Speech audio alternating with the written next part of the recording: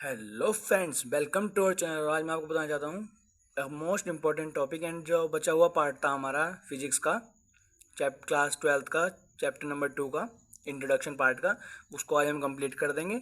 और पहला पॉइंट मैं आपको बताना चाहता हूँ most important parallel plate capacitor. ये most important topic is your board exam.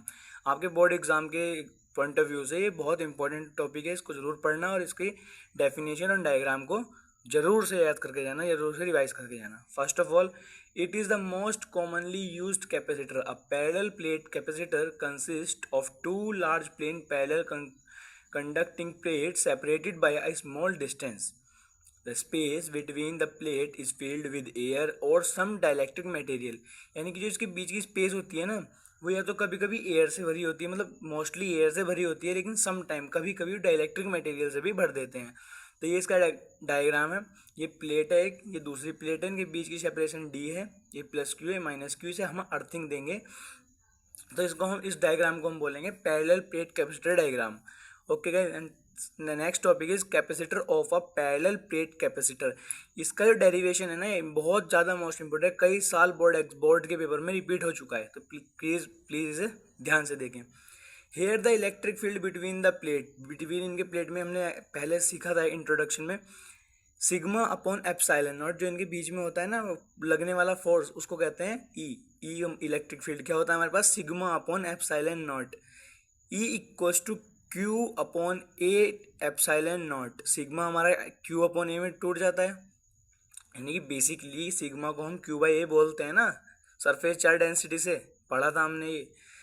It is the P D मतलब potential difference between plates. E equals to V D put in equation 1। हम इसको इक्वेशन नंबर 1 में put करते हैं और देखते हैं हमारे पास क्या आएगा। देखिए, V D equals to Q upon A epsilon naught, V D equals to Q D A epsilon naught. So capacitor C equals to Q V upon, इसके हम फॉर्मूले में पुट करेंगे तो हमारे पास कैपेसिटर क्या निकल के आएगा, epsilon naught A D, A upon D.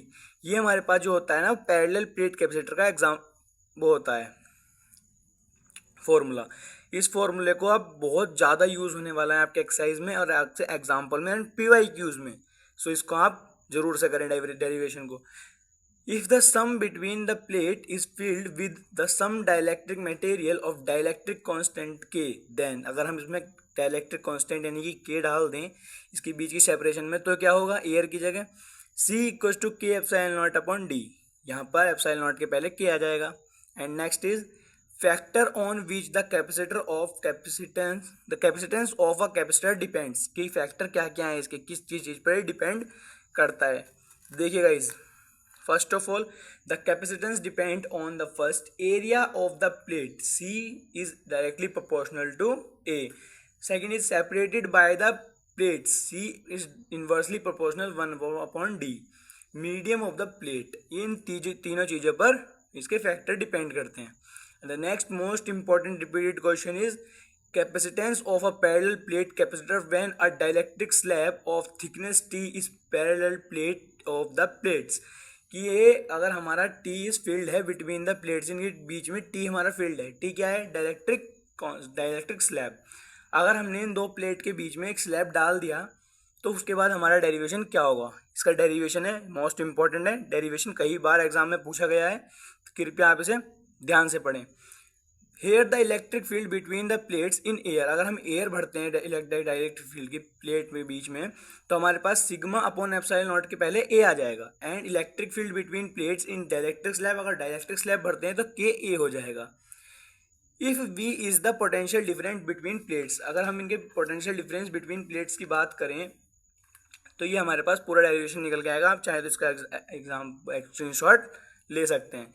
क्या निकल के आएगा हमारे पास, epsilon naught A D minus T plus T upon K, ये हमारे पास आएगा। एंड स्पेशल केस में ये के एप्सिलॉन नॉट ए अपॉन डी, ये इसके इक्वल हो जाता है। मैम ये भी मोस्ट इंपॉर्टेंट, कई बार आपके एग्जाम उसमें एक्सरसाइज में पूछा गया है और एग्जाम में भी कई बार आया है आपके। नेक्स्ट टॉपिक है combination of capacitor. There are two ways to join the capacitor, series and parallel. Series में जोड़ने का डायग्राम ये है। सीरीज में हमारे पास क्या कॉमन होता है, यानी क्या सेम होता है, क्या कांस्टेंट होता है हमारे पास, चार्ज। एंड चार्ज कांस्टेंट होने की वजह से इसका हमारे पास फॉर्मूला क्या आता है, देखिए 1/CS/1/C1 plus 1/C2 plus 1/C3 the is the answer. इसका फॉर्मूला है, ये अब याद करना पड़ेगा आपको। And next is parallel combination. This is a parallel combination. ये क्या है, इस तरह से हम प्लेट्स को जोड़ते हैं तो इसमें हमारे पास कॉमन क्या होता है, कॉमन होता है हमारे पास वी, यानी कि पोटेंशियल डिफरेंस, यानी कि charge. Cp is the total capacitor of the combination. इसका हमारे पास फॉर्मूला क्या निकल के आएगा, Cp equals to C1 plus C2 plus C3। And the next topic is energy stored in a capacitor. Capacitor में एनर्जी स्टोर्ड कैसे होती है, इसके 3 फॉर्मूले हैं, आपको तीनों याद कर रखने पड़ेंगे। U equals to half CV², U equals to half QC, U equals to half Q² upon C। And the next last topic is this chapter energy density. The energy stored per unit volume in a capacitor is known as the energy density. Energy density का formula होता है U equals to half ε0E²।